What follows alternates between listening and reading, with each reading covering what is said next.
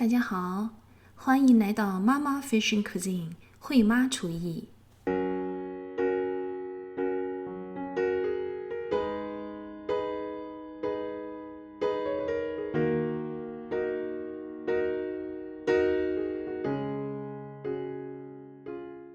从春末到深秋，不知不觉，半年光阴一晃而过。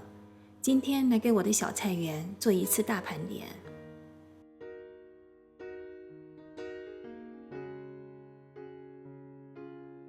我的这2个菜床是今年春末儿子帮助我建造的。高中生造园记这个视频记录了建造菜床的全过程。我会把视频链接放到屏幕右上方的信息栏和屏幕下方的描述栏里，有兴趣可以点击观看。自从有了这2个心心念念的菜床，我这个种菜新手就在这里开始了日复一日的忙碌。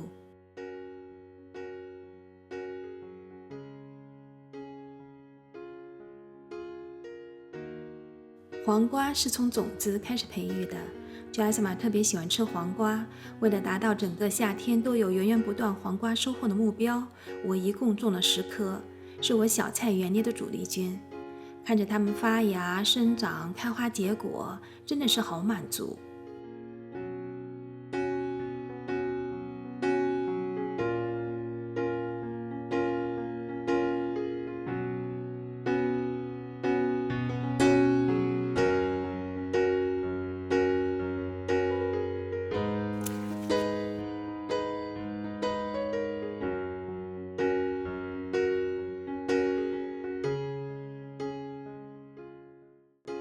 黄瓜的芳梨羽衣甘蓝是我在菜园里最早得以采摘的蔬菜，它真的是太好种了。每天给它浇一点水，它就使劲的生长，催促着我不断的开发新的菜谱，去享受它的营养和美味。看见屏幕上左边的镜头了吗？这是 Jasmine 在帮我录像。种了这么一点点菜，我们可真的没少忙活。我用采摘的羽衣甘蓝录制了这几个视频，喜欢羽衣甘蓝的朋友可以去看看。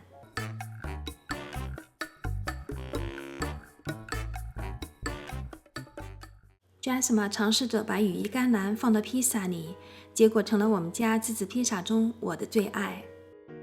如果你还没有试过羽衣甘蓝披萨，我强烈建议你一定要试试。今天在这个视频里，我提到的 Jasmine 和我的所有视频链接都会放到屏幕右上方的信息栏或者屏幕下方的描述栏里。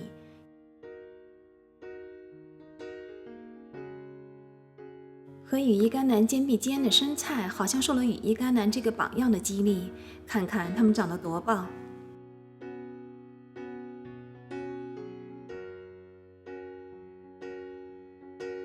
不知道意大利瓜是不是蔬菜中最横行霸道的一个？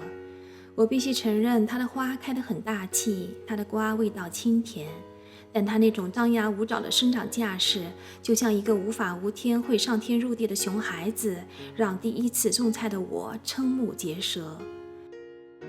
有了今年的前车之鉴，明年再种意大利瓜，我一定要给它足够的空间，让它为所欲为。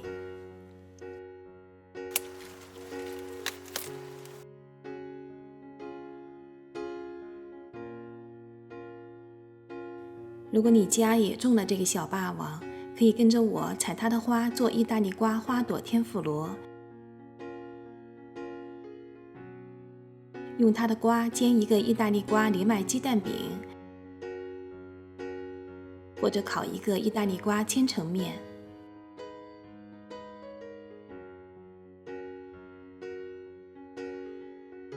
我的小菜园中最可怜的是种在意大利瓜旁边的苦瓜，被挤得完全没有容身之地。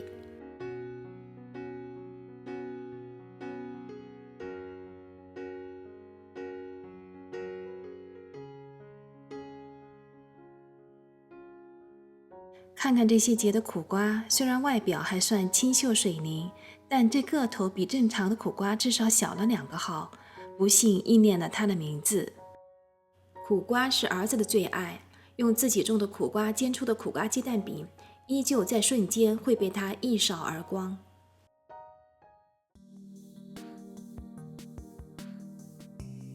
对于种菜新手而言，种植番茄最容易获得成就感吧。番茄是我种植品种类型最多，也是收获最多的。我们家最喜欢吃这种巧克力番茄，红中泛黑，口感清爽，很有回味。我们每天都把它当水果来吃。罗马番茄产量很高，虽然这个品种多用于做意面的番茄配酱或者番茄罐头，但我们用它来做每天必不可少的番茄炒鸡蛋，一样好吃。这是号称丑出天际的丑番茄，口感沙甜绵软，不过个头太大，生长时间很长。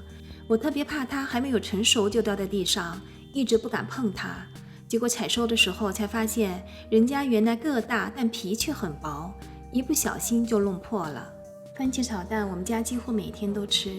Jasmine 在3年前，她13岁的时候就录制过番茄炒蛋的视频，这是我做的番茄鸡蛋藜麦面。这种 Costco 的黑番茄好吃又好种，明年一定要多种一些。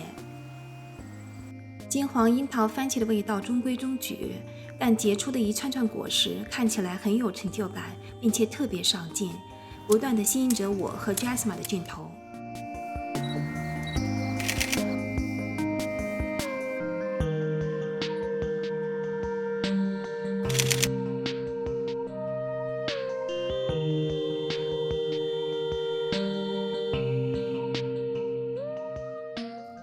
我只能用惊艳来描述我第一眼看到秋葵的花盛开时的感觉。没想到一个蔬菜的花会有如此夺目的容颜。对于秋葵，我一直都把它当作一种观赏植物去对待，直到花儿结出果实，都迟迟不愿意采摘。我在视频铁板白萝卜香蕉辣椒炒牛肉中介绍过，这几根白萝卜是我种菜的意外惊喜。看见无意中散落在地里的种子变成白白胖胖的萝卜时，简直就感觉中了一个大奖。每每看到它们就忍俊不禁。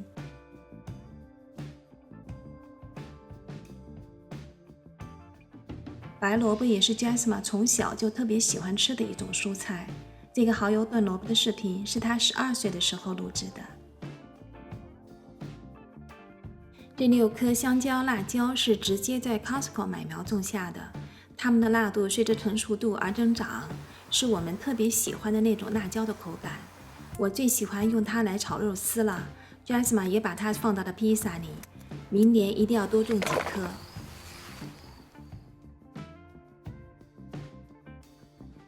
紫茄子刚刚冒出芽的时候，原来是如此这般的可爱，我直接就联想到了有关 baby 的种种。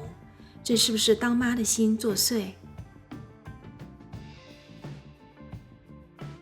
种在角落里的扁豆太好养了，基本上不用打理，摘了一茬又一茬，肉质肥厚，口感软糯，特别好吃。为了离厨房近一些，我特地在阳台上种了一些香草，薄荷、百里香、奥勒冈草、葱、芸香、罗勒、欧芹，需要的时候就去采摘一些，非常方便。将从超市买的葱留1寸种到土里，一整个夏天和秋天的葱就不愁了。阳台上光照好，顺便种上几棵多肉植物，让它们天天晒足太阳。薄荷可以防蚊子，从花盆中垂落下来的薄荷在夕阳映衬下也是一道风景。在我录制的视频中，经常都可以看到这些翠绿的香草的身影。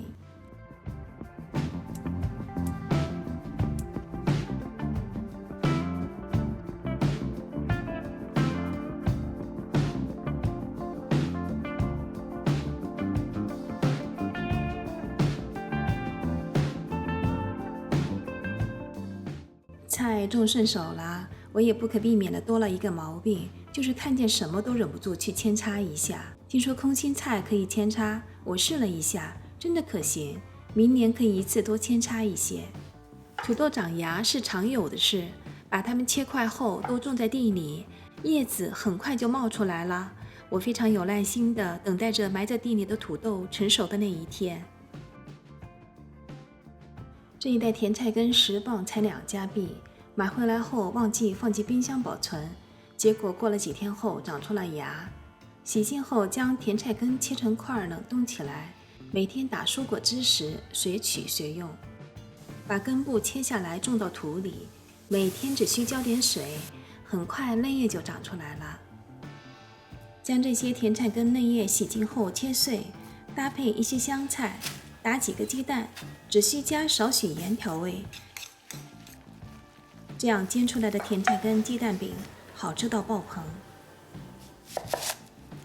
在吃洋葱的时候，我特地把根部留下来，种到地里又可以长出新的洋葱。除了蔬菜长势良好，Jasma种的草莓也结果了。在摘下品尝之前，自然忍不住要录个影留作纪念。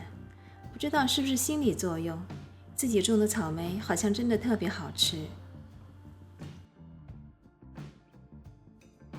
Costco 卖的牛油果特别饱满，把它的核清洗干净后，用3根牙签支撑，在水里泡出芽，然后种到土里。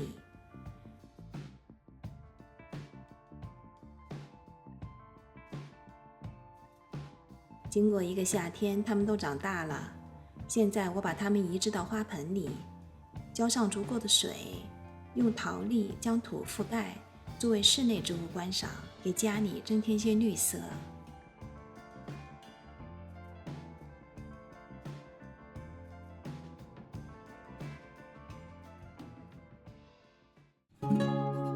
今年我还种了几棵向日葵。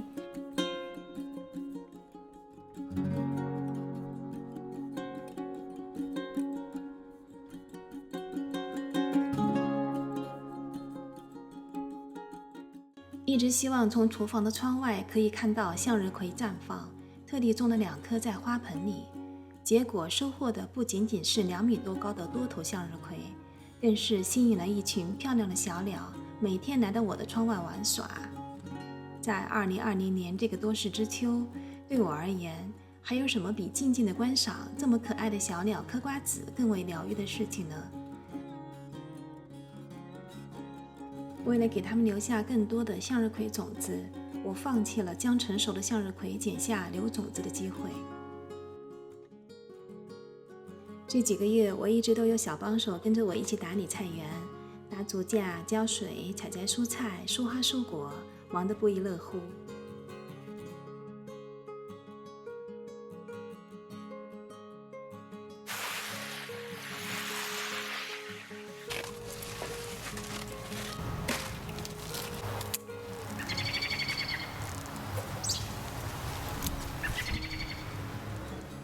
因为种菜，我学会了堆肥。儿子帮我把这个废弃的垃圾桶在底部和侧边打了些孔，然后一层黑土，一层厨余，这样层层堆积，放到花园有太阳直射的地方，定时浇水，一个堆肥箱就做好了。我直接在这个堆肥箱里撒了一些苦菊的种子，差不多20天就可以收获这些水灵灵的苦菊了，真是一举两得。我用到最多的自制堆肥的方法是将每天收集的厨余像这些果皮蔬菜一起加水，用蔬果机打碎。因为这些厨余被打成了糊状，所以很容易发酵分解，2周以后就可以使用了。将它们加水稀释50倍，直接倒入地里，然后再进行日常的浇水就好了。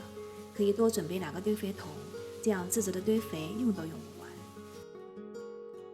我也学会了收集种子，在给番茄留种之前，忍不住要摆拍一下，留些素材。收获了这么些漂亮的番茄，是不是让人心情愉悦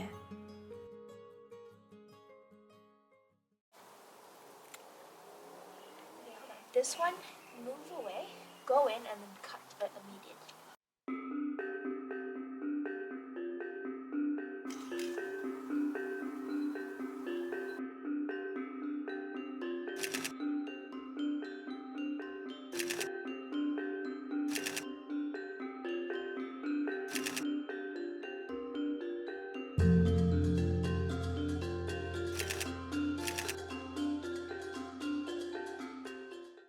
小菜园不仅让我们不断地收获着新鲜的蔬菜，还成了 Jasma 练习摄影的地方。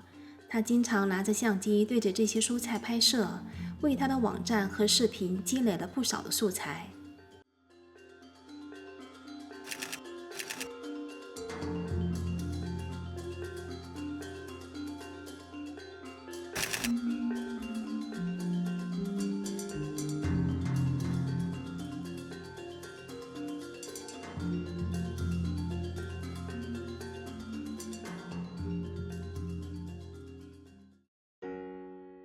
这个夏天真是收获多多。每天早上6点多钟起床后，我就会迎着朝霞，伴着鸟鸣去给蔬菜浇水、疏花疏果。常常在花园里晃来晃去，2个小时不知不觉就过去了。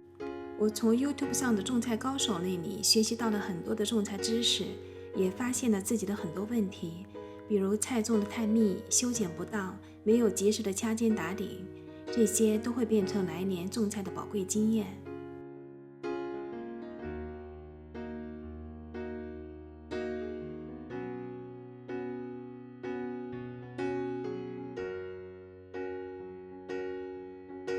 秋天到了，我把菜床整理干净了，松了土，施了肥，做好了种大蒜的准备。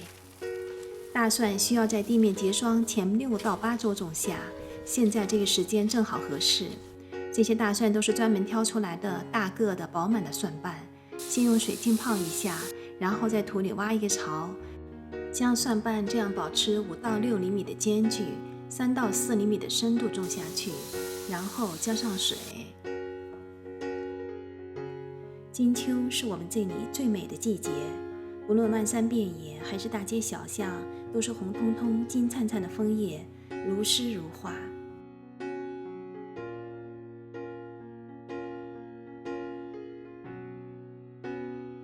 用家门口收集的落叶给大蒜盖上一层厚厚的卵被，以防冬日的严寒，是最好不过的了。2020年，我的蔬菜种植就在这厚厚的落叶里画上完美的句号。11月1日，万圣节的第2天，2020年的第一场雪飘然而至。冬天真的是说来就来了吗？邻居家万圣节的装饰还在，都说这个2020年足够惊悚，已经不需要过万圣节来额外刺激。希望今年的最后2个月大家都平安度过。2021年，世界能恢复到它应该有的样子。好了，我的2020年小菜园大盘点终于完成了。经历整整半年时间，我积累了500 G 的素材，前后后花费了近1个月的时间来整理剪辑，终于把这个视频做成了自己想要的样子，如释重负。我很满意，希望你们也喜欢。下次见。